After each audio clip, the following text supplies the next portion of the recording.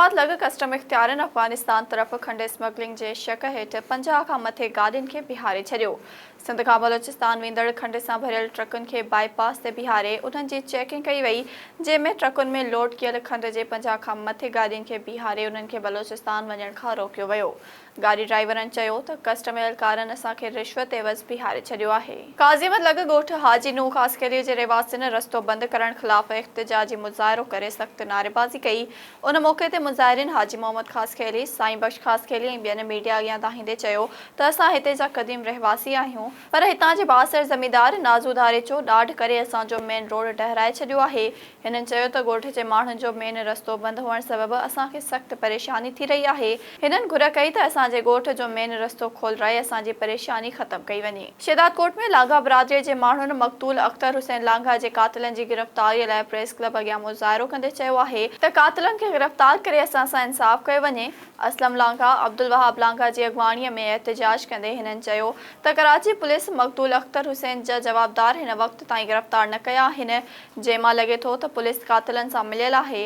हिननि IG Sindh SSP site new Karachi खां मुतालबो कयो त जवाबदारनि खे गिरफ़्तार करे इंसाफ़ कयो वञे। सकरन में पाकिस्तान कॉटन रिसर्च इंस्टीट्यूट जे 43 कचनि मुलाज़िमनि खे पको न करण ख़िलाफ़ 14 ॾींहं बि आतिफ़ ख़ानज़ादा, अमीन कीरियो ऐं ॿियनि जी अॻवाणीअ में एहतजाजी मुज़ाहिरो कयो वियो।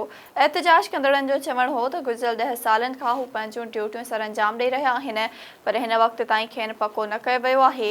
हिननि मुतालबो कयो त मामले जो नोटिस वठी संदनि जाइज़ मुतालबा तस्लीम कया वञनि। दोड़ तालके जे इलाइक़े जमाल शाह थाणे जी हद ॻोठ अब्दुल्ला शाह में केले जे फसल में बेगुनाह क़तल कयल औरत हुस्ना मशहूरी जे खून सां इंसाफ़ लाइ संदसि वारिसनि पारां हाईवे ते धरणो हणी कातिलनि जी गिरफ़्तारीअ जो मुतालबो कयो आहे। धरणो हणंदे हुस्ना मशहूरीअ जे भाउ असगर मशहूरी, माशूक मशहूरी ऐं ॿियनि चयो त हफ़्तो अॻु बेदर्दीअ सां क़तल कयल असांजी न्याणीअ जे कातिलनि खे पुलिस गॾी रिश्वत वठी आज़ाद करे छॾियो आहे। हिननि मुतालबो कयो त न्याणीअ जे कातिलनि खे गिरफ़्तार करे सज़ा ॾिनी वञे। कुबो सईद खान भरिसां ॻोठ रईस अली दोस्त मक्सीअ में ज़मीनी तकरार तां मक्सी बिरादरीअ जे 2 धुरियुनि में छेड़े जे नतीजे में हिकु औरत समेत 4 ॼणा ज़ख़्मी थी पिया। ज़ख़्मियुनि में मसमात हनीफ़ा, लालबख्श, मीरल, पीरल शामिल आहिनि, जॾहिं त ज़ख़्मी लालबख्श जी हालत ॻणिती जोॻी ॿुधाई पई वञे।